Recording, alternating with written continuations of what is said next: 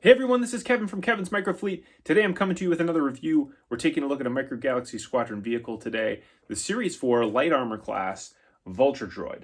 We're going to go ahead and take a look at the vehicle, at the figure. We'll do some measurements and then we'll do a comparison. Let's go ahead and dive into the review.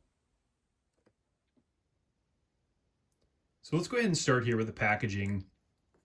So as we take a look at the front of the packaging here, you've got the Micro Galaxy Squadron, the Vulture Droid, and then here on the bottom you have number 34. So the thing that is important to know about this specific vehicle is they had a lot of difficulty with being able to get the wings to function the way that they wanted, where you could have it in its standard position, in a flight position where these wings are expanded, and then also in its walking position like you see with this one over here. They weren't able to really figure that out very well, so they did have to do two sets of wings, which you'll see here as I'll go through the review. But it was going to be originally part of the Series 2 release, which was the one that came with the battle-damaged TIE Fighter and the Yoda Jedi Starfighter, but they had to push this out to a later release. So that's why the number here is 34. You get your battle droid in there. It does show that you have the little wings there, and then we'll turn this around so you can see the back side of the box. So this does show the different functions. There is the little hood that opens up here where the eyes are that you can put a battle droid in, which is actually a great feature to be able to include a figure in this type of vehicle that really wouldn't typically have one.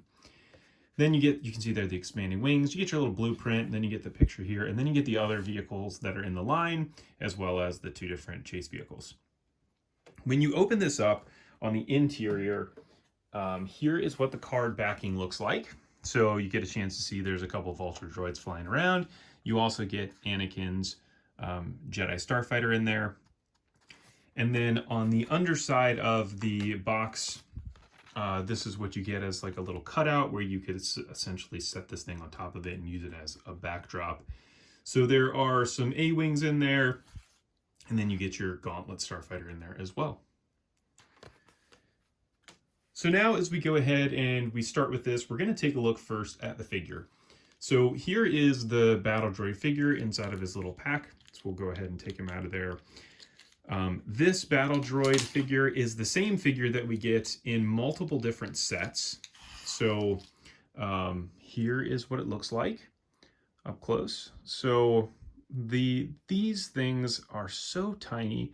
With all of these little tiny parts, it's very difficult to make this thing look kind of like you would see in the movie. So that's where you tend to see like the head is a bit of a blob where everything is connected versus having like a much more defined head in there, as well as you get this little antenna here on the back, which is great to have considering the size of the figure.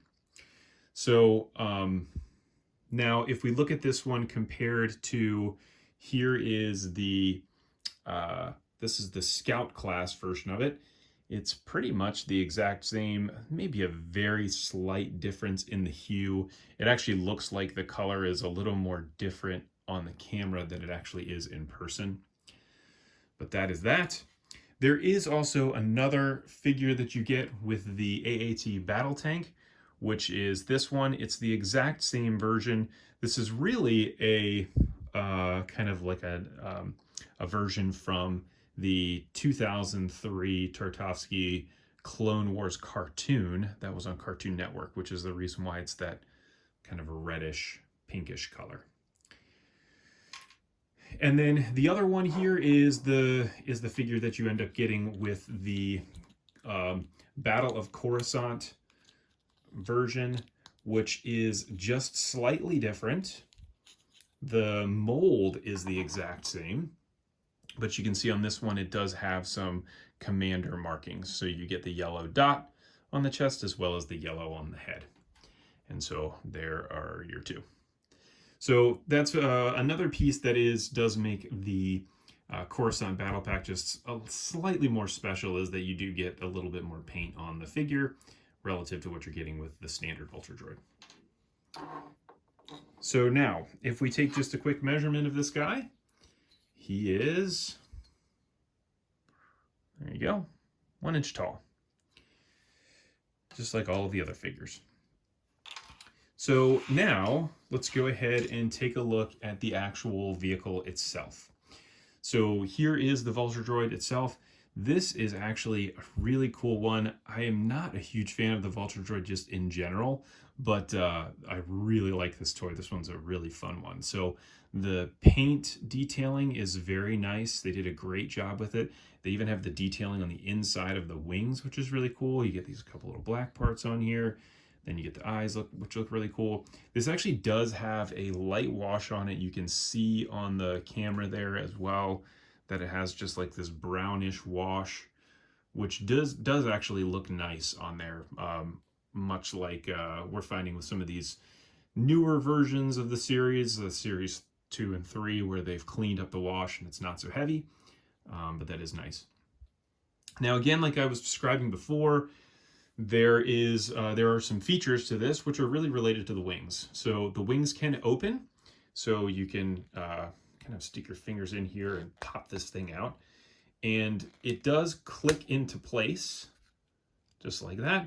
That's about as far as it's going to go. You can see the guns there on the interior, and you can do that on both sides while it's in flight or battle mode, which is a really cool feature to be able to have. That's what that looks like. And then the head does pop up here too, so you can see there's the little tabs right there.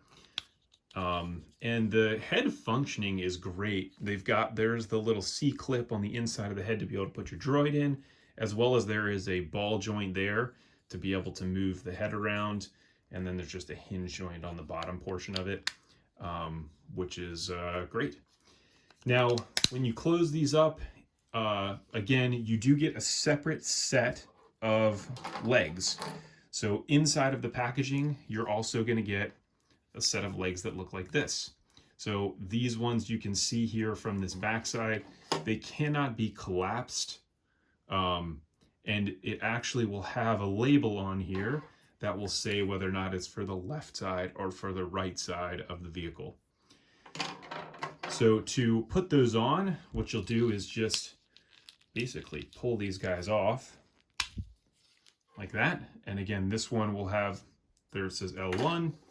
And then on this one, you're going to have the right side. There's your R1. And then you can go ahead and plug these guys in here.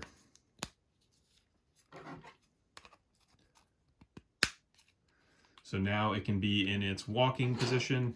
And again, the legs are going to function kind of like that. There really isn't any other articulation in it other than that. And then again, you can pop the head up so that it looks like it would be walking around. And again, I think this is a great feature. It does kind of stink that they couldn't get all of it together, and so you do have these extra set of legs that are just kind of like hanging out somewhere in the background, or you have to have a box to be able to put them in. It's not very user-friendly to be able to display them in a specific way. But either way, this is what it looks like. It still does look really cool. So while it's in this position, I'll go ahead and measure this really quick. So this is 4 inches tall. And from a width perspective, it's about 2.5 inches. I'll go ahead and change out the legs really quick. Actually, what I'll do is I'll measure this guy here because it's the same exact size. So it would be 2.5 by about 1 inch tall. Now, with these, there are 2 different versions of this. Oh, there we go. Just pop that leg right off. There are 2 different versions of this. So you have this standard version, which is part of the light armor class for Series 4. And then you have this blue version here, which is the Battle of the Coruscant battle pack. So let me try to get these legs off here. Not as easy as I thought it was going to be able to pop that leg off. So I do have to almost take the whole thing apart.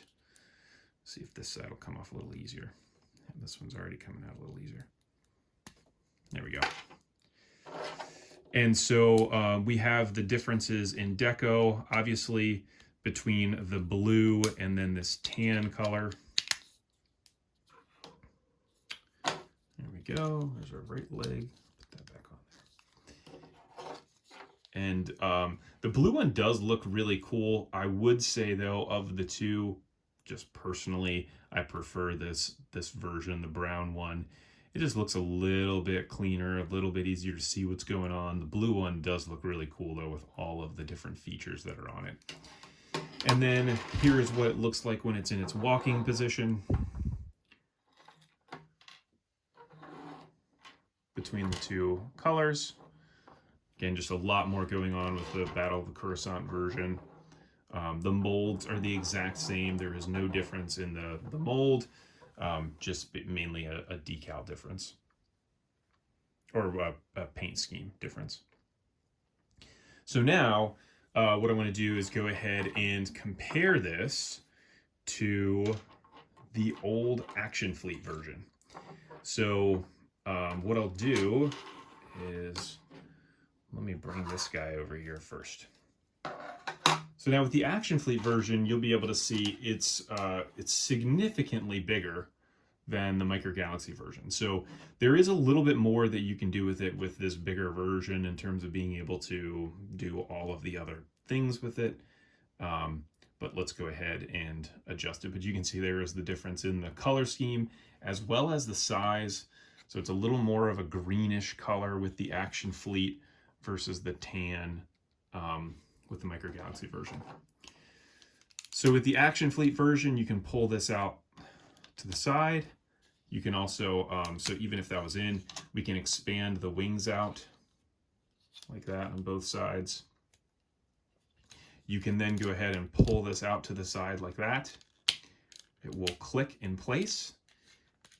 You then have a chance to open the legs up, and then you can spin this guy around like this so it can be in its walking position. So there's what it's looked like.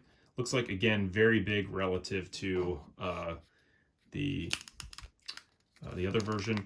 And then here is what it would look like if we get this head to move, which the head functioning is not very good on the Action Fleet one. But that is essentially what it would look like if it's in its walking position. So there is some great features with the Action Fleet one, with its versatility to be able to adjust to both settings, where you can have it in really 3 different positions. It could be in its normal position, it could be in the flight position with the wings expanded, or it could be in its walking position there as well. Now, again, from a measurement perspective, if we're looking at how tall this is 6 inches tall, which it's going to be the same length because that's the length of the wings. And then when it's in its position down here, it's going to be, roughly 1 3/4 inches or so tall. And there's no ability to be able to put a figure in it, which is what it is. So that is your review here for the Vulture Droid. These are actually available on Amazon right now in a light armor class bundle. I would highly recommend going that route if you're looking for the Scout class chases or rares. They do come with some great options there in the Amazon ones. There's a link for it in the description below. Please feel free to go ahead and do that. And then also like and subscribe to the page if you do enjoy the video and the content. Thanks for tuning in, and I look forward to catching you on the next review.